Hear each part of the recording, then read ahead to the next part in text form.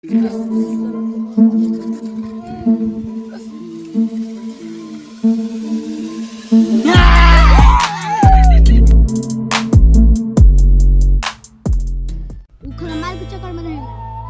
पटेल बा का रे जरा छिनार हो गेल बा का रे। हां छिनार कहेले कम मलिया ना मिलवा ना जब कतौ मत जियो कहले हां साफ न तम छिनार बारे।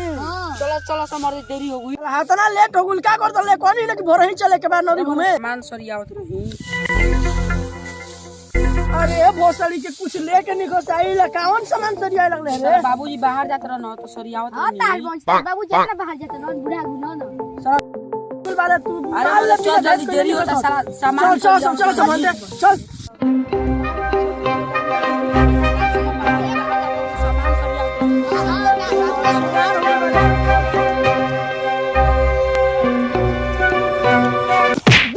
देखो भोसड़ी यही से कहा था कि लड़की के चक्कर में मत पड़े हो गए ना कमजोर।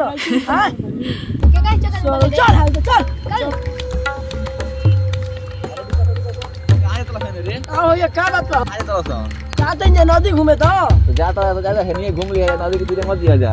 काहे माने तू हमनी के मालिक हो का कि नहीं लेके जाओ तो पतिया पानी में डूब रहला। ओ चलो संजय चले मैं झूठ के बता चले जा सर ना तो ने गाड़ी में बस बोल तो जा सर कही कहत नहीं हो एना काल के हो लड़का या मोल बा मौज में कहो ए चल तू कर बाद में पड़ गेल तू डर पोके वाले कार हम हमारा संग चल चल हम बानी ना हम तो के लिए सब चल चल तीन चल जन चल रात तक ना साला हार हो जी देख ना साला कहत नहीं कि तू ताला छत मत था साला तू काहे के ताला छत फाड़ दे।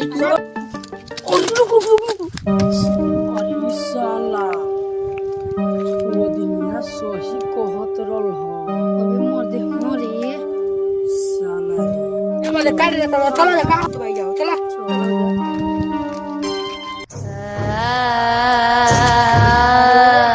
तू तो कुछ नहीं खर्च लेके आई चल पैसा दी और ये साला रे सारी कहां बोले साला चल घूमे तो फलो करे रुक ना बोलनी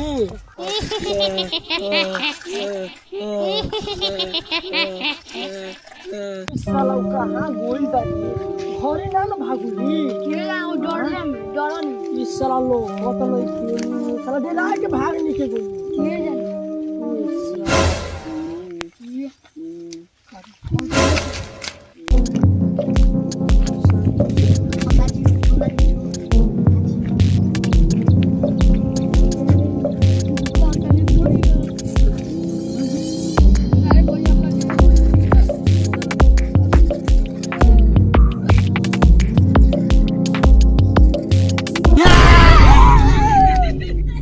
चला बचा रे छिना रहा कहां भागुले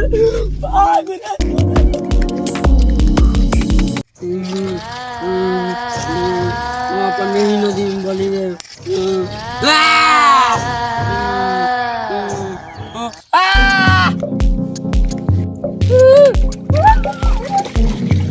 ए भाई रुक रे साला रे साला अरे भाई रे वो दिन ये सही कहत रहा ना चल भागल जाओ ना तो हमन यो की जान पारान चल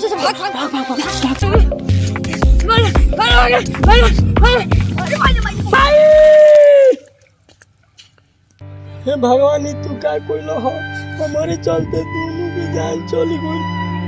अब लगा तो हमारे परिवार भाग और के भाई बचा रे भगवान बचा लो भगवान बचा लियो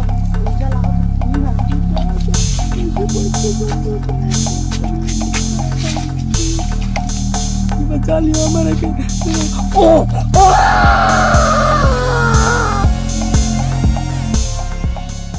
लोग ठीक करते पर हम उनकी बातों को विश्वास नहीं करते हैं और हम नए लड़के अपने आप को कुछ ज़्यादा स्मार्ट समझते हैं और वही हुआ। हम तीन दोस्त उस इंसान की बात नहीं माने और हमारे साथ ये हुआ और हमारे लौड़े लग गए और हम यहाँ पे इसी तरह पड़े रह गए। हेलो फ्रेंड्स, तो आप लोगों ने देखा हमारे वीडियो को। हमने इस वीडियो को एंटरटेनमेंट के लिए बनाया था और इस वीडियो में आप लोगों को बस यही सीख देना था कि आप लोग किसी भी बड़े भाई हो या बंधु हो, सबका बात मानना चाहिए। और ये तीन भाई जो देखे वीडियो में जो मरे हैं भूत के चलते, वो 3 भाई इस बात को नहीं माने, इनके इसी के चलते इन लोगों को थोड़ा ऐसा सज़ा मिला है। प्लीज़ हम लोगों को जैसे आप लोग सपोर्ट कर रहे उसी तरह सपोर्ट करते रहिए। और हमारे चैनल का नाम है Drama 07। तब तक के लिए बाय बाय। By by.